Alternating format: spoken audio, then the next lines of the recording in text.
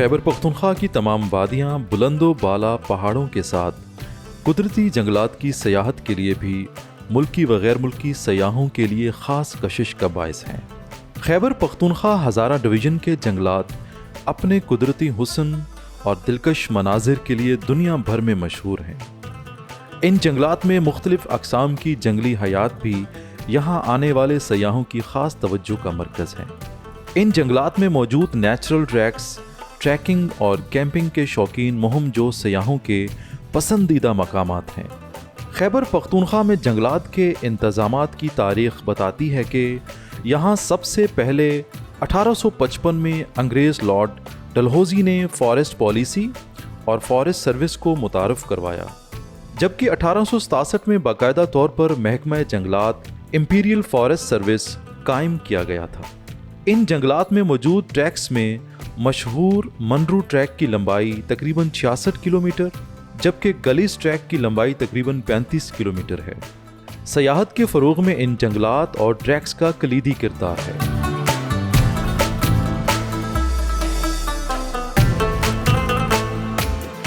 अच्छा फराज साहब ज़रा बताइएगा प्लीज़ कि हज़ारे को भी ज़ाहिर है ब्रिटिश दौर में तो ये एक ही डिस्ट्रिक्ट था, लेकिन अभी क्योंकि डिस्ट्रिक्ट मानसरा, हरीपुर और डिस्ट्रिक्ट एबटाबाद मौजूद है, टोटल कितना रकबा है जंगलात का? और ख़ास करके कागान वैली की जब हम बात करते हैं जहाँ पर टूरिस्ट सबसे ज़्यादा जा रहे हैं, वहाँ पर गेट वे टू हमारी टूरिस्ट डेस्टिनेशन है वो, वहाँ पर फॉरेस्ट कौन कौन से और कौन कौन से हाइकिंग ट्रैक हैं? Thank you. एक्चुअली ये एबटाबाद, हरीपुर और मानसेरा डिस्ट्रिक्ट जो हज़ारा उस वक्त का ब्रिटिश दौर का हज़ारा था, उसमें ब्रिटिश ने जो भी ट्रैक डेवलप किए थे विद टाइम इनकी यूटिलिटी उस तरह नहीं रही। अब रिसेंटली हमारी जो प्रोविंशियल गवर्नमेंट है जिस तरह उन्होंने इको टूरिज़म पे तवज्जो दी, अभी हमारे इको टूरिज़म रूल्स भी तकरीबन मंजूर हो चुके हैं, उसके तहत अभी हम इनको रिस्टोर करने के लिए, इनको डेवलप करने के लिए अभी, और इन रेस्ट हाउसेस क्योंकि दरमियान में वो टूरिज़म डिपार्टमेंट को चले गए थे, वो भी क्योंकि ये मैनेजमेंट टूल्स हैं, अभी प्रोविंशियल गवर्नमेंट ने इनको वापस लिया है, टूरिज़म से बाकी फॉरेस्ट डिपार्टमेंट के हवाले किए हैं, तो इनको हम रिस्टोर भी कर रहे हैं, इनको डेवलप भी कर रहे हैं। तो ये जो स्कीम्स हैं जो हम इको टूरिज़म डेवलपमेंट के लिए और रेस्ट हाउस PC1 इसका तैयार हो चुका है। कौन कौन से ट्रैक उसमें से सिलेक्ट हुए हैं और कब तक उसके ऊपर काम मतवक्को है, और उसमें नेचर को कैसे आप प्रोटेक्ट रखेंगे? मसलन यूज कंस्ट्रक्शन या टक शॉप की तो ज़ाहिर है आपका फॉरेस्ट का लॉ भी इजाज़त नहीं देता। बिल्कुल, रिजर्व फॉरेस्ट के लॉज जो हैं वो किसी किस्म की लैंड ब्रेकिंग की इजाज़त नहीं देते। हम इको फ्रेंडली स्ट्रक्चर्स को डेवलप करेंगे, उसी लैंडस्केप के अंदर रहते हुए फैब्रिकेटेड और उस तरह की मिनिमम डिस्टर्बेंस के करके फैसिलिटीज़ जो मिनिमम रिक्वायर्ड हैं लोगों को या टूरिस्ट को आने के लिए वो देंगे। प्लस जो इंपॉर्टेंट ट्रैक्स हैं हमारे, एक आपने देखा होगा कागान वैली में हमारा मनरो ट्रैक है। तो मनरो जो है ये AV मनरो एक डिप्टी कंजर्वेटर फॉरेस्ट, उनने 8 पोस्टिंग्स उनके टेन्योर गुजरे हैं, 3 टेन्योर जो हैं उनके as assistant conservator of forest रहे हैं और 5 tenure as deputy conservator of forest रहे हैं। और उन्होंने यहाँ का जो हमारे रिजर्व फॉरेस्ट का आप दूसरा प्लान है, पहला बीडन पावल ने 1879 में लिखा था, तो सेकंड प्लान जो था 1907 से 1923 के दरमियान जो प्लान इन फॉरेस्ट में इम्प्लीमेंट हुआ वो AV मनरो ने लिखा है। और ये जो पाथ है हमारा कागान का, जो खनिया से अगर आप शुरू करें कमाल बन टू जो हमारे नदी और शारां से होता हुआ जो शहीद पानी और कुंड पे आके इख्तिताम पजीर होता है, ये 66 किलोमीटर जो ट्रैक है मनरो ट्रैक, इसका भी PC1 हमने रेडी कर लिया है और इस पे भी हम इको टूरिज्म एक्टिविटीज़ करने जा रहे हैं। जो दूसरा बहुत इंपॉर्टेंट आपने जो एक्सप्लोर किया है, गलियात का नमली मैरा से जो शुरू होता है और ठंडियानी पे ख़त्म होता है, ये कोई 35 किलोमीटर का ट्रैक है, इसको भी हम इसी तरह डेवलप करने जा रहे हैं। और ये जो दोनों ट्रैक्स हैं ये इंशाअल्लाह मुस्तकबिल करीब में जो है लोग इसमें आएंगे और वो इको टूरिज़म की जो एंजॉयमेंट है वो भी करेंगे, सर्विसेज को भी, और फॉरेस्ट की जो प्रिस्टाइन एनवायरनमेंट है और सॉलिट्यूड है, इंशाअल्लाह आई एम होपफुल कि वो एंजॉय करेंगे। अच्छा, टूरिस्ट को लास्ट में क्या मैसेज देंगे?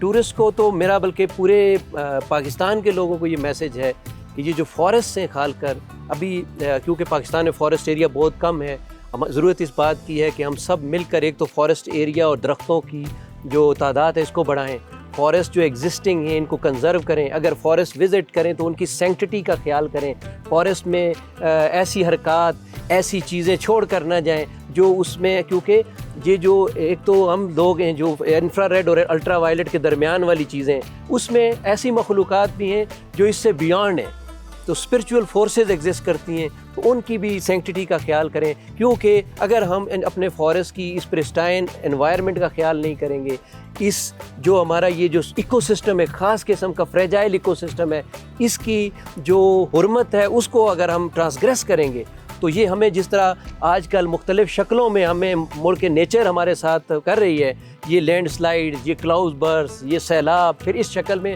ہم پہ اس کی طرف سے غصہ بھی ہم پہ آئے گا. تو ضرورت اس امر کی ہے کہ ہم سب مل کر اپنے فارسٹ کو کنزرو کریں، اس کو ڈیولپ کریں، اس کی جو سروسز ہیں اس کو انجوائے کریں، لیکن اس کی سینکٹیٹی کو متاثر نہ کریں اور پاکستان کو سرسبز و شاداب کریں.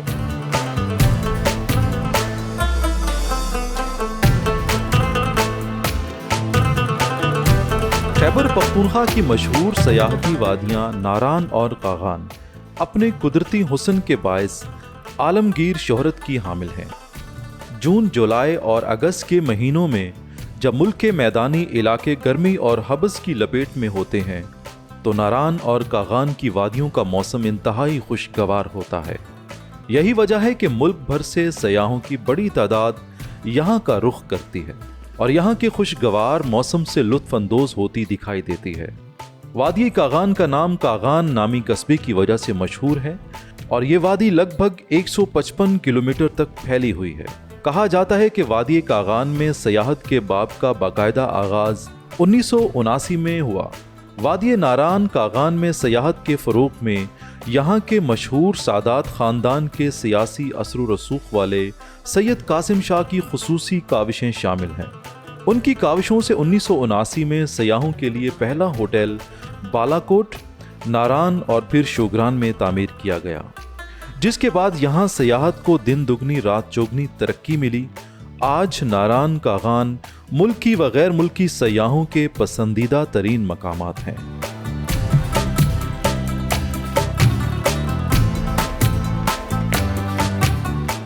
جی، پروگرام پہاڑوں کے سفر میں اس وقت ہم شوگرام میں موجود ہیں اور جو موسم ہے انتہائی آبرآلود اور خوبصورت بھی. جب ہم بات کرتے ہیں سیاحت کی تو بے شمار لوگ بھی یہاں پر پہنچے ہوئے ہیں، لیکن باہر فوگ بھی اچھی خاصی ہے، اس لیے انڈور ہم ایک نشست کر رہے ہیں اور نشست کر رہے ہیں ہم اس شخصیت کے ساتھ جس نے کاغان ویلی کو ڈیولپ کیا.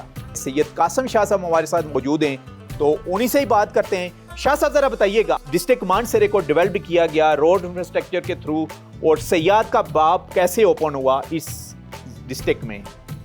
بسم اللہ الرحمن الرحیم. عوائش صاحب، آپ سے مل کر بڑی خوشی ہوئی، لیکن تھوڑا سا افسوس ہوا کہ بڑے لیٹ ملے ہم. ہاں جی، کیونکہ آپ اور ہم ایسے ڈویژن سے، ایسے علاقے سے تعلق رکھتے ہیں کہ جس کو اللہ تعالیٰ نے بہت بڑی خوبصورتی عطا فرمائی ہے. میں پورے ہزارہ ڈویژن کی بات کرتا ہوں. میں آپ کو یہ بتاتا چلوں کہ ہر ڈگنیٹی جو ہے، خواجہ ناظم الدین جیسا آدمی جو ایسٹ اور ویسٹ پاکستان کا پریزیڈنٹ وزیر اعظم رہا، وہ بھی شوگران آیا ہے. اس زمانے میں جب سڑک نہیں تھی، ٹریک تھا. اچھا، سڑک کیسے بنی جی؟ مانسہرہ روڈ کیسے بنا؟ وہ بتائیے گا. تو مانسہرہ روڈ تو ایسے بنی کہ جب مجھے اللہ تعالیٰ نے موقع دے دیا ایز اے ڈسٹرکٹ چیئرمین، تو میرے تعلق ضیاء الحق صاحب کا آنا ہوتا تھا، فضل حق گورنر صوبہ سرحد تھے، آنا ہوتا تھا. علاقے خوبصورت تھے. ضیاء الحق صاحب کہاں آئے ہیں؟ انہوں نے ہر جگہ میں آیا ہے. آپ کے ساتھ؟ آپ میرے ساتھ آئے تھے شوگران میں، نمازیں پڑھی بھی اور پڑھائی بھی، اور ایک دفعہ نہیں کئی دفعہ. وہ فضل حق گورنر اتنی دفعہ آیا. فیڈرل کیبنٹ میں تھا تو جنیجو صاحب کو میں نے ناردرن ایریا کشمیر کا، یہ ٹرائبل ایریا اخوان ماجد میں منسٹر تھا، تو میں نے اس کو دعوت دی. تو ایک رات ہم نے ناردرن ایریا میں 4 چیف منسٹر، 4 گورنر اور وزیر اعظم کو میں لے گیا. اچھا. وہاں رہے اور واپسی جب ہم ناران میں اترے تو اس وقت یہ جو روڈ تھی مانسہرے سے ایک ٹریک تھا. اچھا. صوبائی حکومت کے پاس وسائل بھی نہیں تھے. Arbab Jahangir was the chief minister. جی، تو وہاں ناران میں ہم نے یہ ٹراؤٹ کا شکار بھی کیا، انتظام کیا. تو وہ پھر جنیدو صاحب سے جی ڈیمانڈ کی تو اس نے کہا کیوں بھائی ارباب صاحب؟ اس نے کہا جی ہمارے پاس پیسے نہیں ہیں، یہ روڈ آپ لے لیں. تو اس دن وہ روڈ وہاں سے نکال کے نیچے میں ڈالا نیشنل پہ، اور اسی وقت منظور ہوئی. ہمارے ساتھ اس وقت کا جنرل جو تھا یہ FWO کا، اسی وقت آرڈر ہوا کہ اس کو آپ لے لیں. اچھا. تو یہ روڈ بننا شروع ہوا. یہ ہے کہ شو گراں، یہ خوبصورت گراں ہے. اچھا ٹھیک ہے. اس میں ہمارے ابا شوگراں. 6 مہینے مال مویشی کے ساتھ رہتے تھے. اچھا 6 مہینے جب برف پڑتی تھی تو ہم نیچے کوئی میں رہتے تھے. اچھا ٹھیک تو ہے. بچپن ہمارا جو تھا اس سے ہم بھی جب بڑے ہوئے تو ہمیں یہ موقع ملا کہ بالا کوٹ جیسا شہر اس میں بھی کوئی اچھا ہوٹل نہیں تھا.